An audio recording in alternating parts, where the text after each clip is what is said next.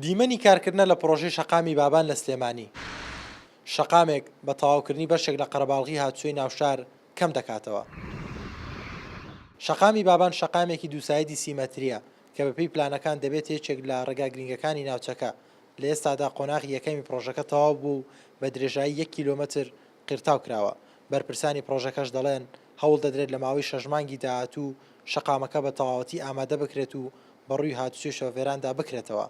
گرنگی ئەم شەقامە لەوەدا کە ناوچەی خولەرەیسی و گەڕێکی ڕاپەڕین دەبەستێتەوە بە سەرچنارەوە و دەبێتەوە هۆی کەمکردنەوەی قەرەباڵغی و جەنجاڵی شەقامەکانی دەوروبەری و هەروەها وەکوتم دەبێتە شەقامێکی بازرگانی کە ئەمەش وەچەرخانێکە یاخود دەتوانم بڵێم بەرەو پێشبردننی کەرتی گەشت و گوزارە لە شاری سلەیمانی.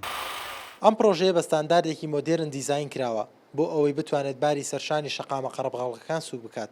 شۆفێرێکی تاکسیش دەڵێت دروستکردنی شەقامێکی نوێ دەتوانێت کاریگەرێنی ئەرێنی لەسەر کەمکردنەوەی قەرەباڵغی و ئاسانکردنی هاتووی ڕۆژانی شۆفێران هەبێت.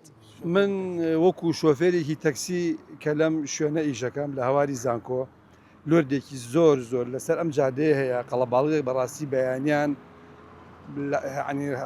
قەڵەباڵغی زۆری تایە کە بۆتە ئەستەمی هاتوچۆ بۆ هەموو کەس دەڤەرە. ئەم جادەیەکە ئێستا ئەکرێتەوە لای شاری بابانەوە یەتەوە سەر جادەکە ئێرە ئەگەر ئەوە بێت و لە کاتی خۆیان تەواو بێت و ئەشبینم یعنی زۆر ئیشی جوانی تیاکراوە دەستخۆشییان لەکەن. ئیشەڵا ئەو جادەیە ئەبێتە جادەیە کە ئەم قەڵەباڵغی و ئیزدیحامە لەسەر ئەم شوێنە ناهێڵێت و تێچووی پرۆژەی شەقامی بابان بە نزیکەی 10 ملیار دینار دەخەمڵێنرێت کە لەلایەن گروپی کۆمپانیاکانی دایک جێبەجێ دەکرێت.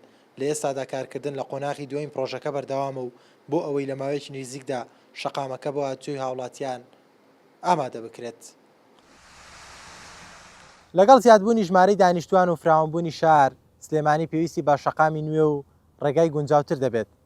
شەقامی بابان یەکێکە لەو پرۆژانەی کا بۆ ڕێکخستنی هاتوچۆ و کەمکردنەوەی قەرەباڵغەکان جێبەجێ دەکرێت. ئەمە ڕەحمەد و ێزگە نیوز سلێمانی.